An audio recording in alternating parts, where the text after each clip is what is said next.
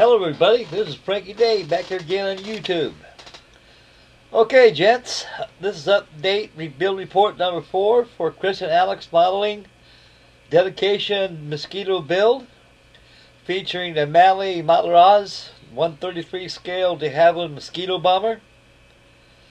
Okay guys, as taken off from the last video, I've got the nacelles, both the port and starboard nacelles constructed and also installed under the inboard wing section panels of the Mosquito Bomber. The props are all made from the kit. Same thing with the spinners. The spinners are made from the kit. Everything in this model is made out of paper, fellas. Entirely out of paper. And so the next step on this model right now, folks, as we walk around on it, I'm going to start adding the undercarriage. Now the undercarriage, as per instructions in the kit, is a little bland compared to other scale models of the plastic variety in scales 1/72 and 1/32 scale Mosquito Bomber kits. In general, what I'm trying to say is more or less that the undercarriage detail provided in the kit is lacking a lot of detail compared to the injection mold on one side of the plastic. So I'll just building this out of the kit, folks. So there'll be nothing special done on it.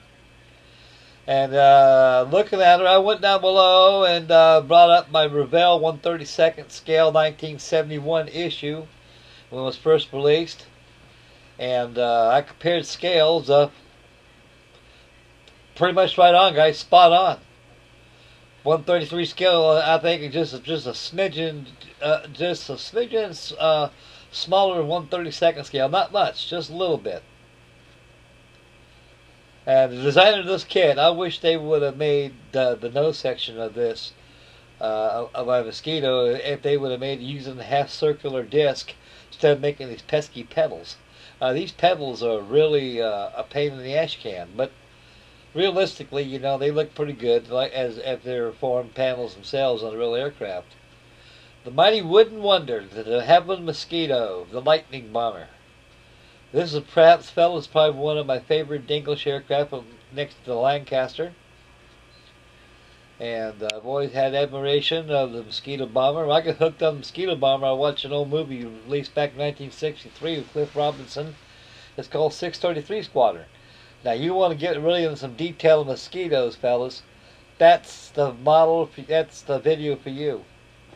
And this Christmas time, folks, I might be able to swing a 1/24 scale Airfix Mosquito Bomber. And I heard it's a pretty costly kit, so I like to venture in getting one of those.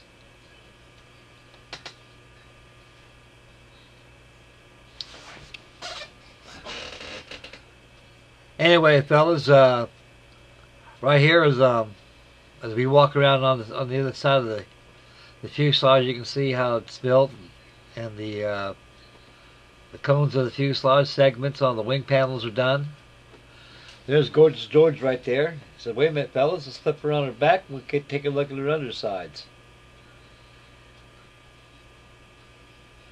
As I say henceforth again, fellas, this thing is built entirely out of paper, as you all know. And I don't want to break that radio mast. Gingerly, Frank, gingerly. There you go. That's a good bingo. That's a good bingo. As you can see, guys, this is a pretty good size airplane for 1/33 scale. Same size as 1/32 scale on the domestic. And we'll zoom in a little bit, take a look at the nacelles and the fuselage and the rest of the aircraft. And as you can see right here, fellas, it's the nacelles were pretty difficult to build. They built similar to the fuselage. There's one thing I really didn't like the most, guys, is the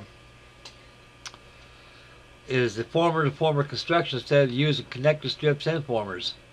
It's really hard to burnish out those formers and make them symmetrical, but they are pretty flush, guys. They represent panel lines, and I need a little bit of burnishing here and more on it, and give it a good shot of Krylon clear, and it should be done. So next in the construction, folks, after this video, I'm going to go ahead and proceed on the undercarriage and get the undercarriage installed. The undercarriage doors to be installed as well. And then lastly be the outer wing panels, and she's done.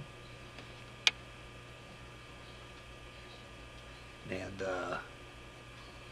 I'd like to thank Chris and Alex for this model.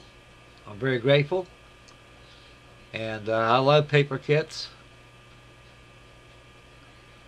And somehow they represent how they are built in general. They almost look like as if they made as if it was a real airplane.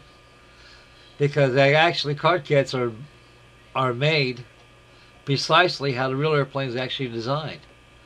Because the fuselage all come in segment sections, guys.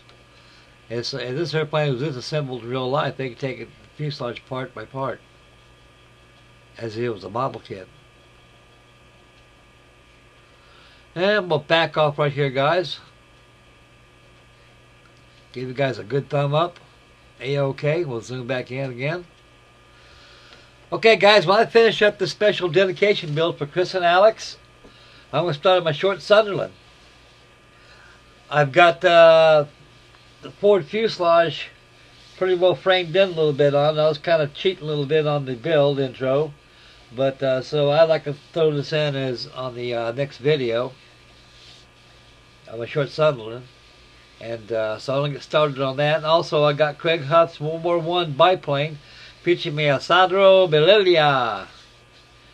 And I'll probably be starting on that probably tomorrow. Either that or Friday. And to my understanding, the group build is underway, ship's colors. And I shall start out by this Friday, and I should have this thing done by Friday. Guys, this is Frankie Day signing off right here. We'll zoom in, we'll finish up the video. And I'd like to thank everybody in for tuning in. May God bless and happy modeling. Make Mama happy. And I'd like to thank Alex and Chris for sending me this model and the card kits that came with it. And I'm very grateful for my keel to my foretop and the bottom of my heart. Thank you, boys. Thank you. Okay, guys, this is the end of the Mighty Mosquito right here, and this is update build report number 4, so number 5 will be the final reveal. And I should have it done by Friday, and we'll start on Craig Huff's World War I group build. And right after that, we'll get the short Sunderland all shook up.